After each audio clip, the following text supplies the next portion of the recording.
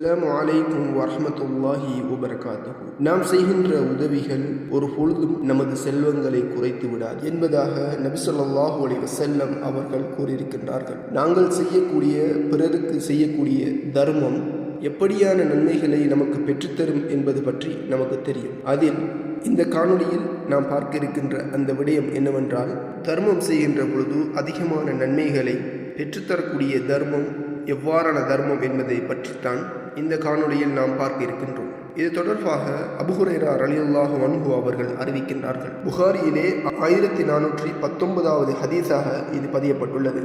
ஒரு மனிதர் நபி ஸல்லல்லாஹு அலைஹி வஸல்லம் அவர்களிடத்தில் ஒரு நாள் வந்து, யா ரசூலல்லாஹ், அதிகளவான நன்மைகளை பெற்றுத்தரக்கூடிய தர்மம் எது என்பது தொடர்பாக அந்த மனிதர் கேட்கின்றார். அதற்கு நபி ஸல்லல்லாஹு அலைஹி வஸல்லம் அவர்கள் பதில் கூறினார்கள், நீங்கள் உடல் ஆரோக்கியம் உள்ளவராகவும், பொருள் தேவை உடையவராகவும், வறுமையை பயப்படுபவராகவும், செல்வத்தில் அதிக ஆசை உள்ளவராகவும் இருக்கக்கூடிய நிலையில் தர்மம் செய்வது அதிகம் நன்மைகளை பெற்றுத்தரக்கூடியது என்று நபி ஸல்லல்லாஹு அலைஹி வஸல்லம் அவர்கள் அவருக்கு பதிலளித்தார்கள்.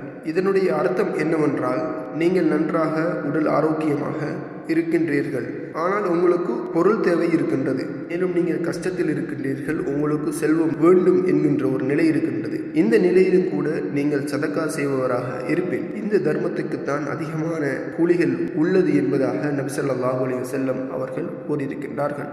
நாம் கஷ்டத்தில் இருக்கின்றோம், வறுமையில் இருக்கின்றோம், இந்த பணம் இதனை நாம் சதக்கா செய்வதா என்பது தொடர்பாக நமது உள்ளங்களில் கேள்வி எழுந்துவிடக்கூடாது. மாறாக நாம் கஷ்டத்தில் இருக்கின்ற பொழுதும், நாம் துன்பத்தில் இருக்கின்ற பொழுதும் அதிகம் சதக்கா செய்யக்கூடியவர்களாக இறைவன் நம்மளை, நமது உள்ளத்தை மாற்றி அமைப்பானாக.